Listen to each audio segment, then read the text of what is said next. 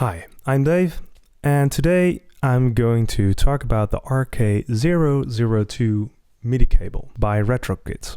It's a really cool cable, and there's not a lot of times you can say that about a cable, that it's really cool. But this cable really is. This cable basically lets me play a MIDI keyboard, and it will spread the notes across multiple MIDI channels. If you don't understand exactly what that means, well, the Digitakt is perfect for this because each audio track on the Digitakt is controlled by a different MIDI channel. So if I were to connect a MIDI keyboard with a regular MIDI cable to the Digitakt, I can only play one channel at each time, depending on what channel it receives the MIDI keyboard on. So the Retrokits cable lets me, and here you can see it, I play one note and it will ratchet each different note. If I play a chord, you will see it will light up each channel. So, if you don't know how to use Digitakt as a synthesizer, there's in the factory samples, you have this toolbox map and oscillators. Here's 72 single cycle waveforms, and I loaded those into this project, and you can see on each channel I loaded the same sample for now. And of course you have this play mode, and this set this to forward loop or reverse loop, it doesn't really matter, but set it to forward loop, and now the single cycle waveform will start to loop and you create a tone.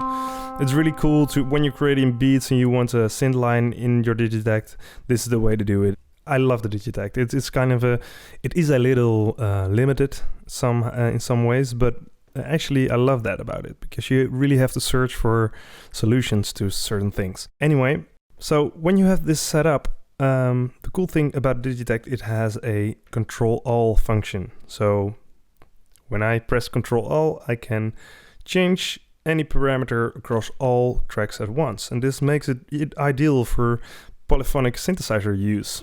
The Digitakt actually becomes a polyphonic synthesizer now. So when I play a chord, I can actually change the parameter on every track at once. So this makes it ideal for polyphonic synthesizer use.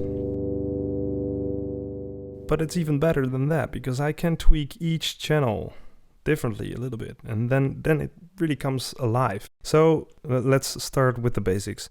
When I start tuning every channel a little bit, like there we go. And now when I play a chord,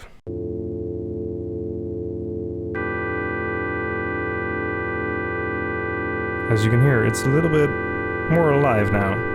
And you can actually make this as subtle or not subtle at all. Let's add some reverb, a lot of reverb actually. But there's really cool things you can do only with this, and I'll show you. So when I go to the reverb, I'll add some decay to it, and let's make it a bit darker because I like that, and put the volume up. There we go. You hear that? It's getting...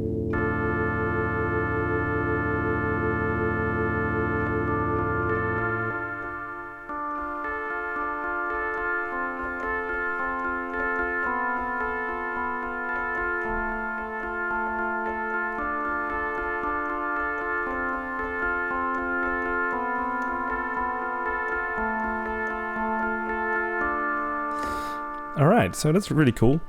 Then we have the feedback, and I'll show you a little trick. I'll turn down the delay completely, and I'll send it to the reverb, and this will add a really cool delay reverby effect. I'll actually dial down the reverb send on each channel and add some delay only, so you can really hear what it does. And let's change the sample to something with a little bit more harmonics. So I think there we go.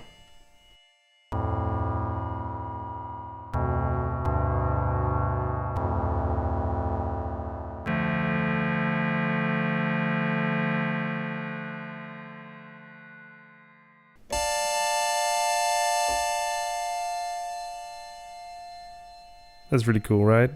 So when we add a bit of reverb too, it starts to get really beautiful.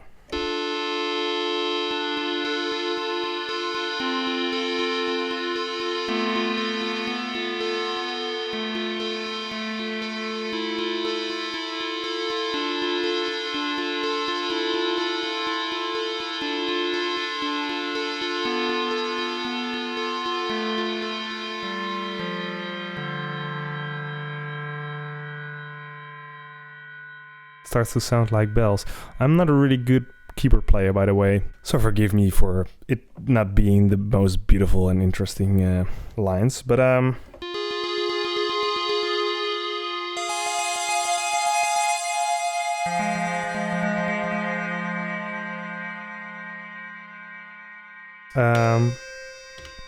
have panning, so I can pan each channel left and right a little bit. And now we're getting into the interesting areas of this cable and Digitakt combination.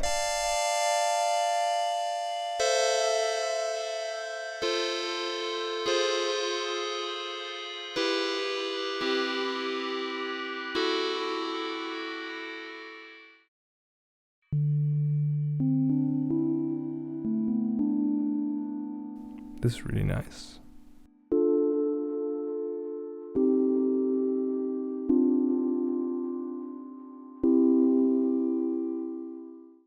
So let's add a bit of resonance to that.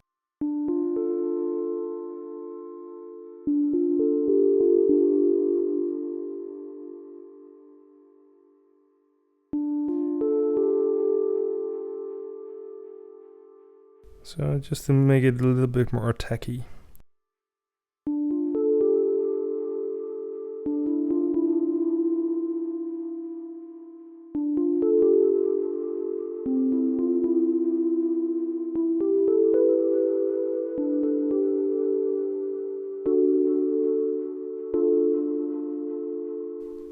There we go.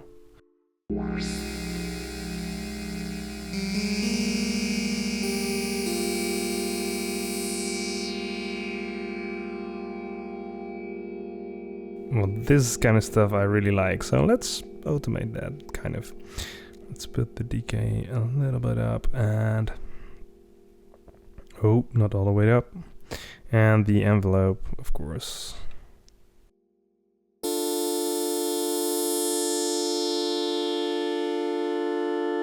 There we go.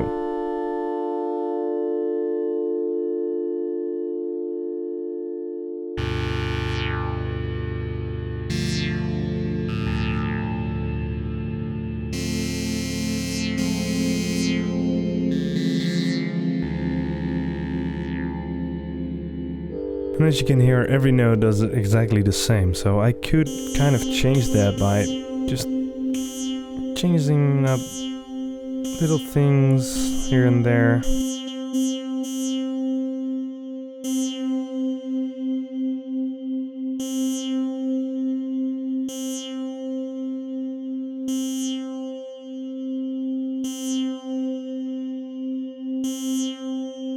The problem here is there's no way back now, but that's good.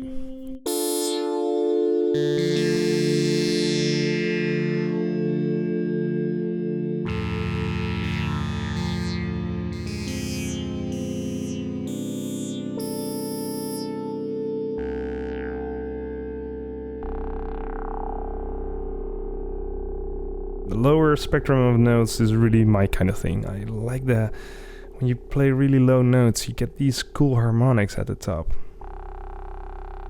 You can really hear them.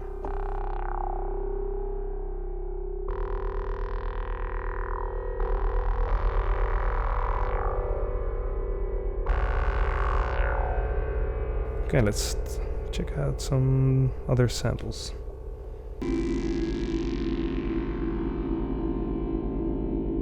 Awesome. So, there we go.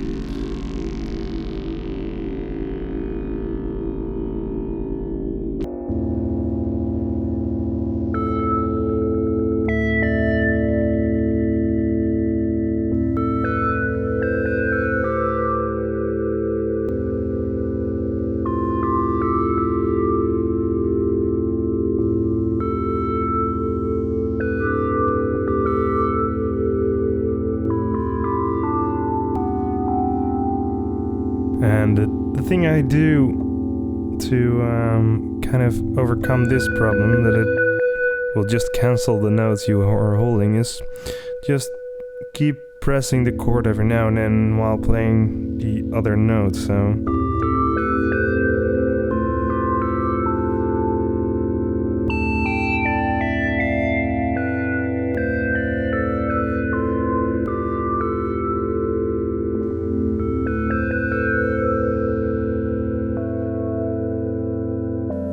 So here's the thing, I still haven't used the LFO, and well, let's check it out. The cool thing is I have 8 LFOs.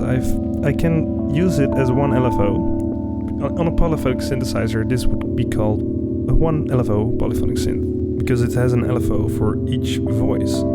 So it's basically a 1 LFO polyphonic synth, except you can, for each voice, individually play with the LFO. And there's not a lot of synths that can do that, actually. The Tempest from DSI can do that. Ooh.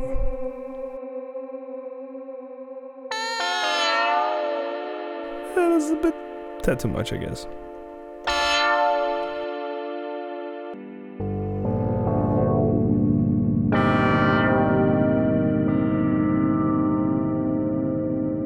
I mean, that's really nice, right?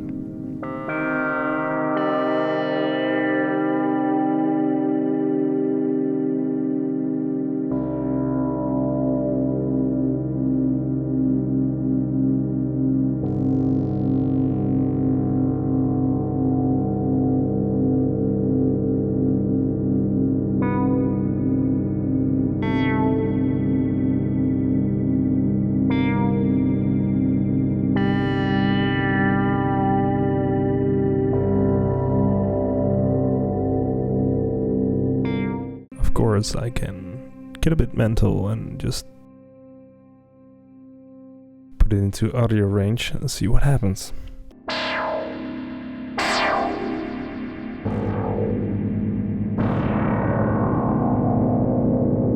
Hell yeah. Too bad I cannot set the LFO to key follow, because then you could do FM kind of stuff, but it's still a cool sound design tool. So, ooh. And as you can see, it's really cool when it decays that much. And I change some stuff, the tails get really funky.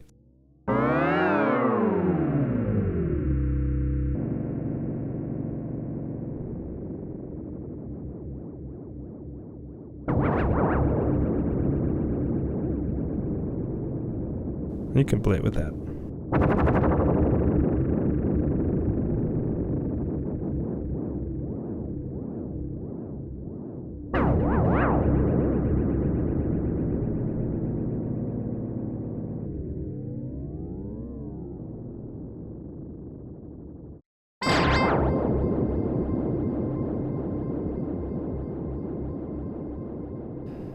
And I still haven't used the LFOs individually across each track.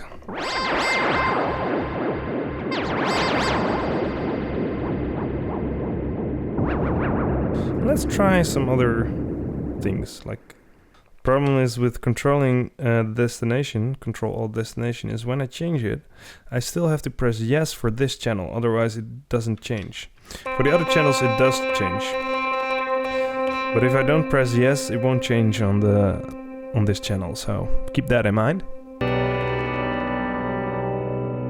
I'm using the LFO on the bit crusher. Bit reduction, I must correctly say. And it adds this crackling. Not everybody likes that, but I like hard techno, so I used the bit reduction a lot, and I actually like it. I mean, that's I don't know.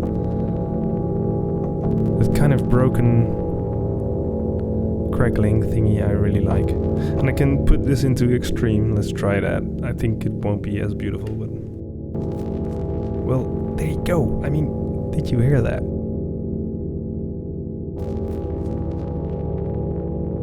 it adds a really cool thing because the filter is now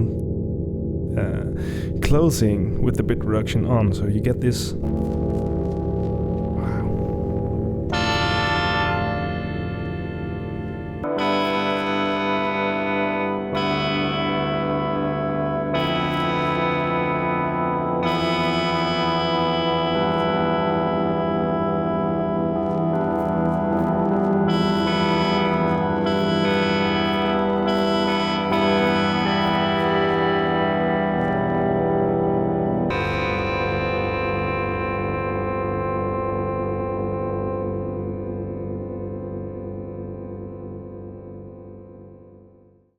So there we go.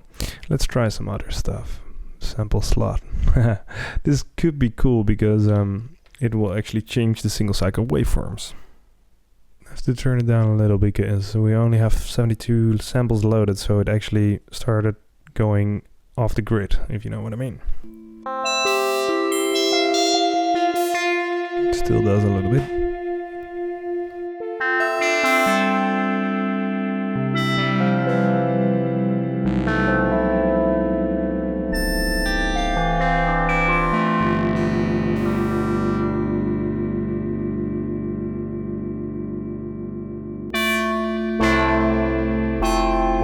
I really like this. This is really crazy.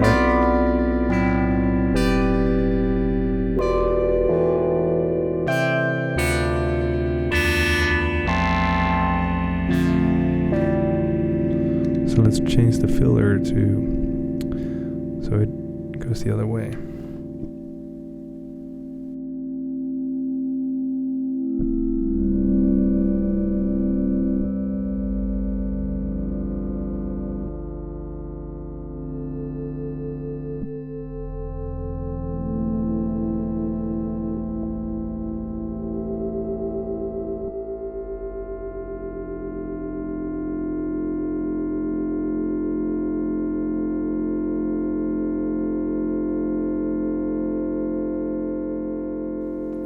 Lovely, right?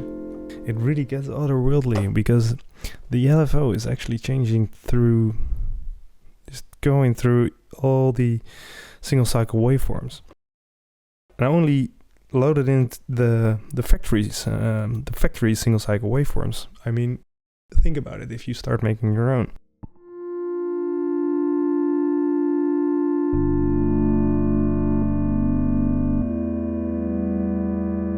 I like this. Let's put the filter back a little bit to the other side and start playing with the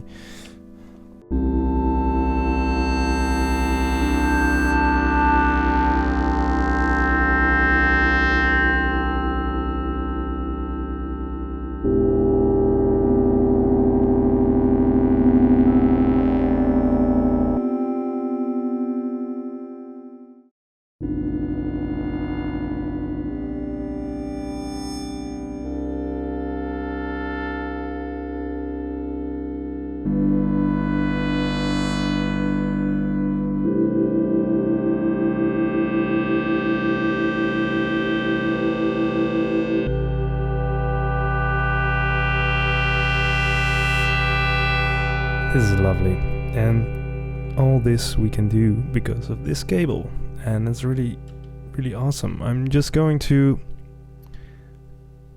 go through the... Ooh, this is gonna be weird, I guess. Let's see. Wow, it's actually... The LFO is changing the start. I can show you, as you can see. And when you shorten a single cycle waveform, it actually changes in pitch when you loop it. When you make the single cycle waveform shorter. Crazy.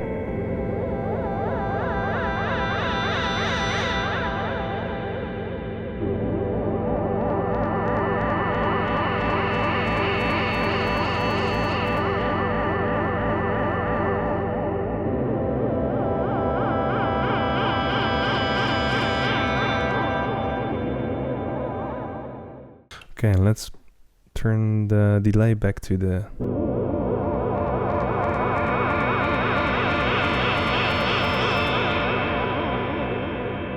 And the kind of the crackling you hear is because it's rapidly changing the start point of the single cycle waveform. So it kind of sounds a little bit distorted, but it's not ugly in a way. I kind of like it.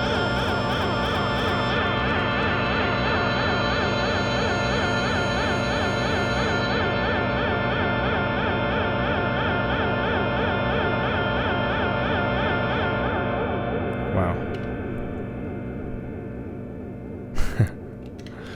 All right. Let's just put it into extremes, because why not?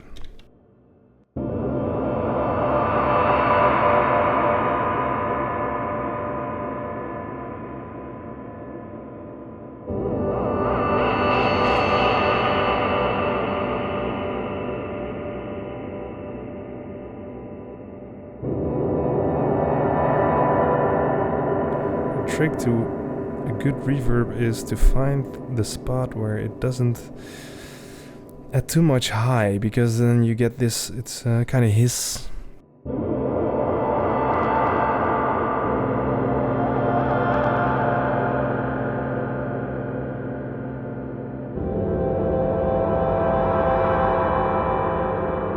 Alright.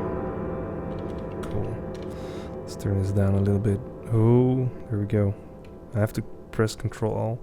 I can, of course, and I still haven't done that too much, but you can change every parameter of every single track. So you can make these really weird, otherworldly structures.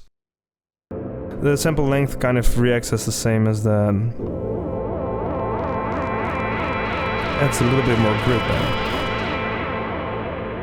Wow, I'm really, really loving this. So, loop position kind of has the same effect. The sample level, well, it's also really beautiful.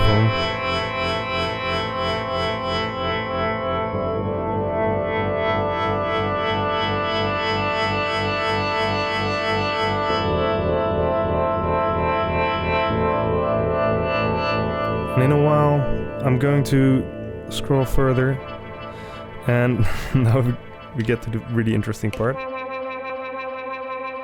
I'll change the LFO on each channel a little bit, and then we get really crazy stuff. But for now, let's check this out.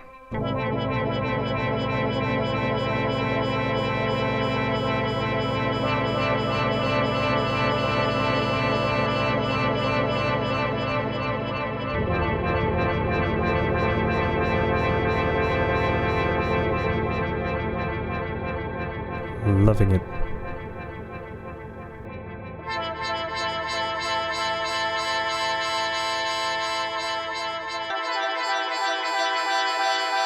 We can also change back to the envelope at the other side, and you can still see each channel differs a little bit, because that makes it live. You should always do that.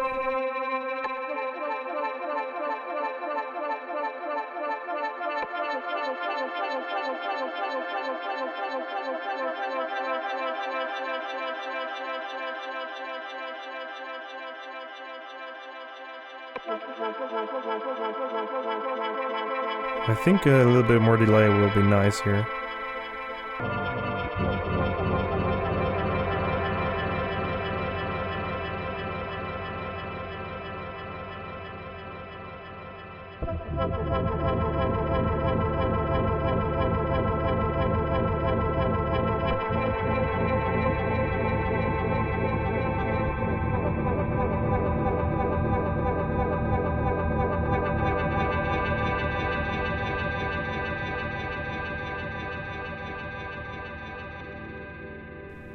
This is also really interesting.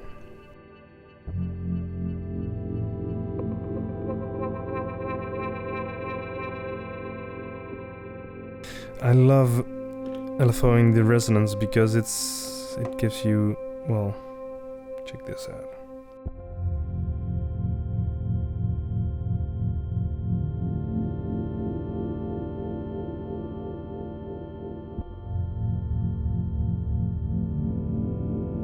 We can actually up a little.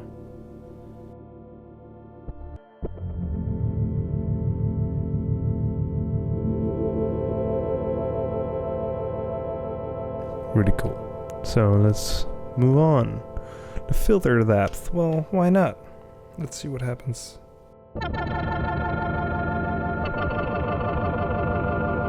Whew.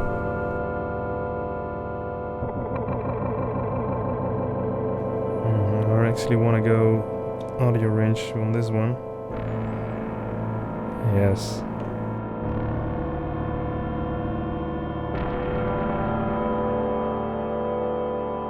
I do have a lot of delay on it right now.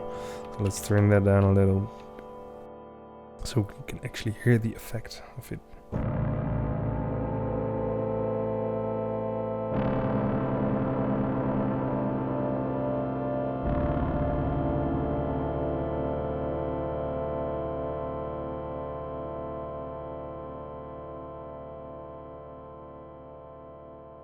Here we go.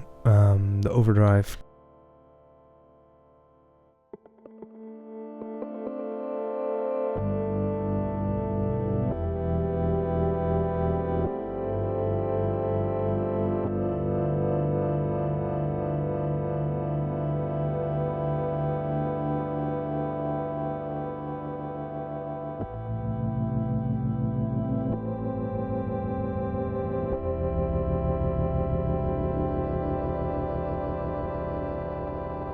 Pan is an obvious one, of course. Let's check that out.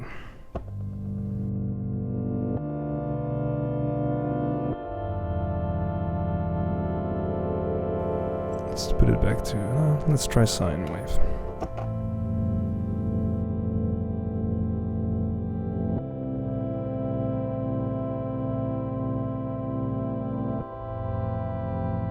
It's really dreamy.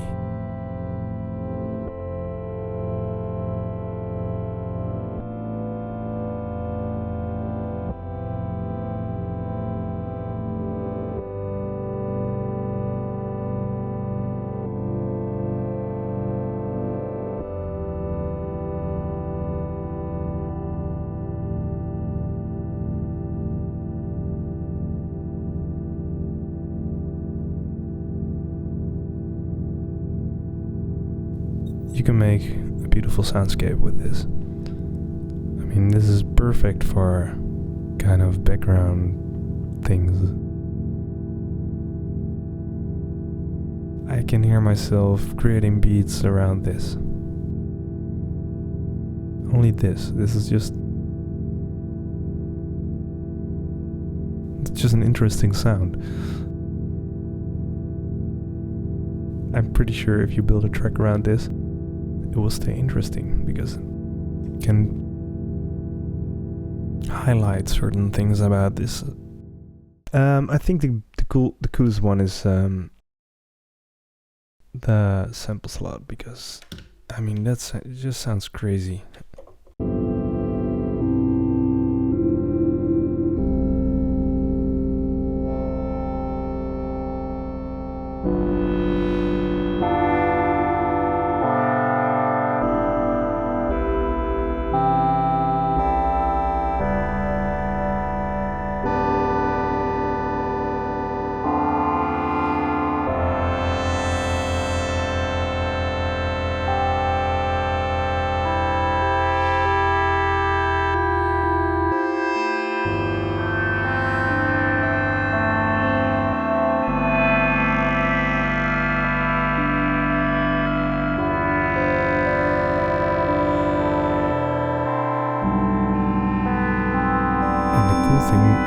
Is because every single cycle waveform is pitched differently. Like it's some are in the bass register, some are in the treble register. When you start playing, it just your high notes become low notes sometimes, and that's why I don't know. It really has a really cool vibe. All that's left is change the LFO a little bit for every single channel, and let's see what happens when I do that.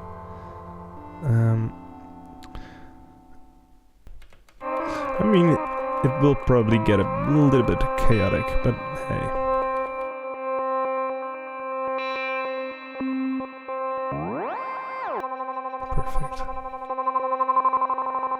Ooh, this is nice.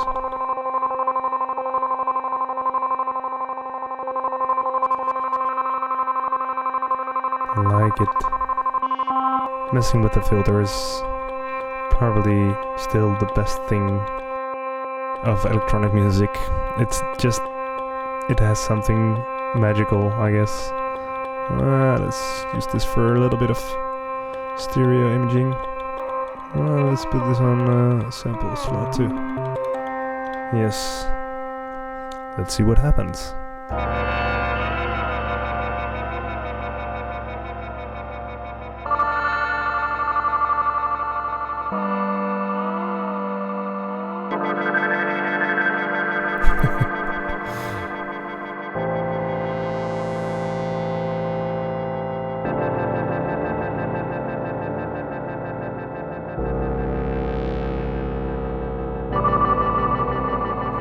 It gets a little bit messy, but it's, I mean, there's some really cool sounds to be created here. I mean,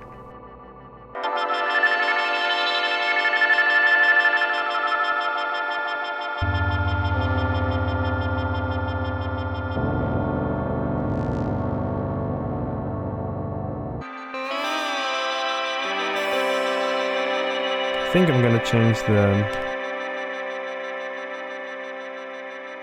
sample start is a little bit too...